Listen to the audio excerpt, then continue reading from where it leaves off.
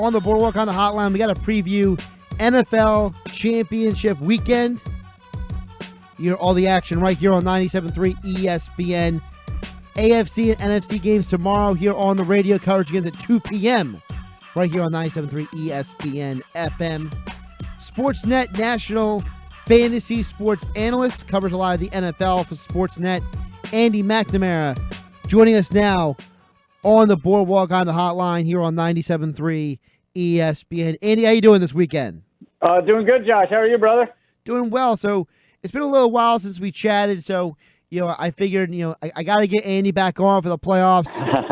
Look, man, it's that time of year, and I got to ask you before we get into each game, what was something that stood out to you about the teams? Is there anything that stood out to the teams who are in the Final Four here in the NFL championships? I think the one that stands out to me, and I think for a lot of people, has got to be how the Tennessee Titans keep doing it. If you just look at the box score and take away the final score, you would think there is absolutely no way that Ryan Tannehill throws for under 100 yards, not once but twice in 2 consecutive weeks, and the team wins. It's completely baffling how they're able to do it. We know it's all through Derrick Henry. The great thing about the Titans is that they're very straightforward. They're just like, we're going to run Derrick Henry straight at you and try to stop him. And they haven't been able to. So that's been the angle for me that I've just been like, wow, you see what Ryan Tannehill has been able to do in the sense that last week, look what he did, 88 passing yards, 3 total touchdowns, and Derrick Henry doing his thing. And they beat 2 of the most hyped teams in the National Football League, including the exposed Lamar Jackson and the Baltimore Ravens. So the Titans' Cinderella run has been the story for me. So let's focus then on the Chiefs-Titans game then first.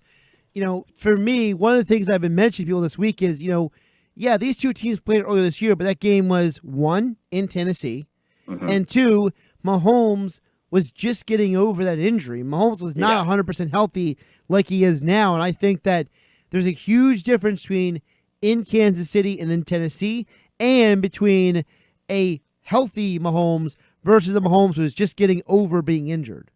Oh, Josh, you're 100% right. Here's the thing. Kansas City and Seattle, you could argue, and Guinness Book of World Record decibel noise levels or whatever, have them 1A, 1B as far as loudest stadiums to play in. That is a tough atmosphere. That is one of the most difficult in the NFL. So we look at that. Pat Mahomes, we all remember that gross scene where his knee was popped back in, wasn't quite himself, and now they're clicking. That run defense of the Chiefs cannot be discounted. That overall Chiefs defense is better than people want to admit. We still think of it as last year as being a sieve. It's not. It's not perfect, but it's not.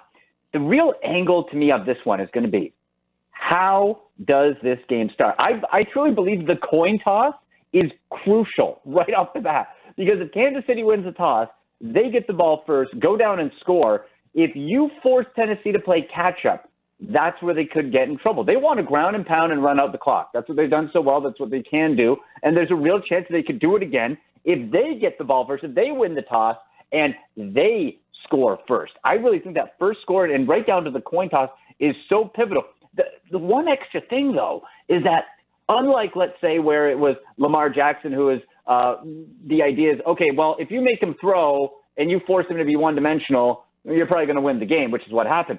Ryan Tannehill has proven, if you need this dude to throw it 30 times in a game, he can. He hasn't had to, but he can. I don't think they want to get into a duel with Pat Mahomes, of course, but you're not just dealing with some guy who's just handing off the ball, not a game manager. So he's a level up from that. Let me counter with this just one thought, and you tell me what you think about this. Just to play a little devil's advocate with you. The Kansas City Chiefs are the number 1 offense in the NFL in the second quarter this year. Their points scored for versus against is astronomical. Don't you feel like that no matter what happens in the first quarter, Kansas City could just charge back in the second and reset the whole game? Yes, and we saw that. Like, you have on tape from last week, any team that can come back within minutes of a 24-0 deficit and then put up 51 on the day, you can't discount that. Absolutely, I agree. You can. But we've seen the emergence of the brilliance of head coach Mike Vrabel of Tennessee Titans. He out-Belichick Belichick. That's how great that was. He run down the clock, time management, the strategy, just the little bit of mad scientist in Mike Vrabel, I think is the X factor in this game. So can Kansas City do it? Absolutely. And you know what? Heck, we could see Tennessee up by 3 touchdowns in the first half. And Kansas City could come back, no doubt about it. But I just get this feeling that Vrabel has that little bit of good crazy in him. And the big elephant in the room is Andy Reid choking away decisions and clock management in the big games. Can he finally squash that demon of his? It's interesting you mentioned that because, look, people in our area know Andy very well from Philadelphia and the Eagles. But if you think about it, think about the coaches and the teams and the people who he has lost to in championship games. Last year was Belichick and Brady. Years ago it was Kurt Warner with the Cardinals in that meteoric run to the Super Bowl. Guy's a Hall of Famer. He lost to the Bucks when they won the Super Bowl with Gruden and that team, which was a great team. He lost to the greatest show on turf before. So it's not like he's been losing to just, Joe Schmo on the other side. So, couldn't we argue, and again, playing a little devil's advocate, couldn't we argue that Vrabel doesn't have the pedigree and Tannehill doesn't have the pedigree of the people that Reid has lost to in the past? I think you're absolutely right in that. Now, here's the difference, though. Andy Reid has had great teams. To be great, you got to win those games, man. You got to go out. You got to win. There's been case after case of where he could have, and decision here, decision there, has led it to go the other way. And the thing that I'm most interested in seeing is, well, all these terrific coaches started somewhere. They had their first run at some point. Could we be seeing one of the greatest underrated coaching jobs to start a run for Mike Vrabel? I'm not overstating. I don't think the Tennessee Titans are world beaters. I think they're going to lose this game. But that's the chess match between Vrabel and Reid. I am so fascinated to see what else Mike Vrabel has up his sleeves, because really, they shouldn't be here. The Titans should not be here. They can play loose. Ryan Tannehill shouldn't be here, right? Like they can play totally loose where everybody expects Pat Mahomes, Andy Reid, and the Kansas City Chiefs to get to the Super Bowl. Andy McNamara joining us at the Boardwalk Honda Hotline on 97.3 ESPN. Make sure you follow him on Twitter at AndyMC81. Sportsnet National Fantasy Sports Analyst. Covers the NFL all year long for Sportsnet.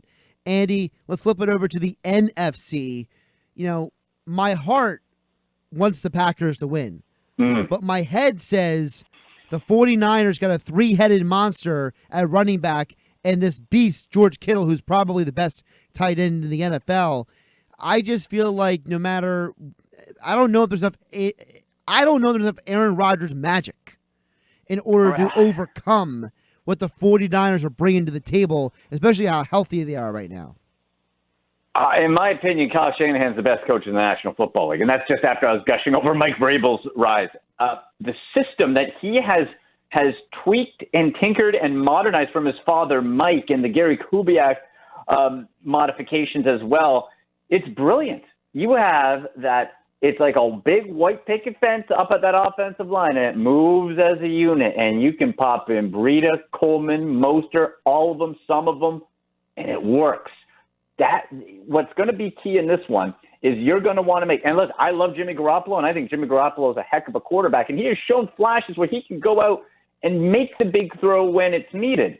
But if I'm the Packers, my strategy is make him beat you. Make Jimmy Garoppolo in his first playoff appearance his first playoff series here, beat you, not the running game. And let's not forget about the dynamic rise of Deebo Samuel. I absolutely love Deebo Samuel for the 49ers rookie. He helped me win one of my fantasy leagues. I scooped him off the waivers for nothing.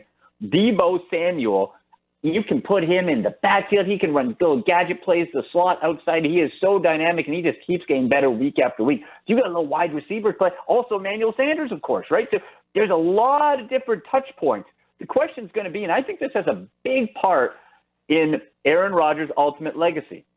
All right, Aaron, you fancy yourself? I don't know if he does, but people fancy himself one of the greatest quarterbacks of all time. Talent-wise, absolutely. You got the one ring. You could debate. There's been a lot of situations You didn't step up to the plate. This is your shot on the road back in your home state of Cali, the team that passed you for Alex Smith. What do you got?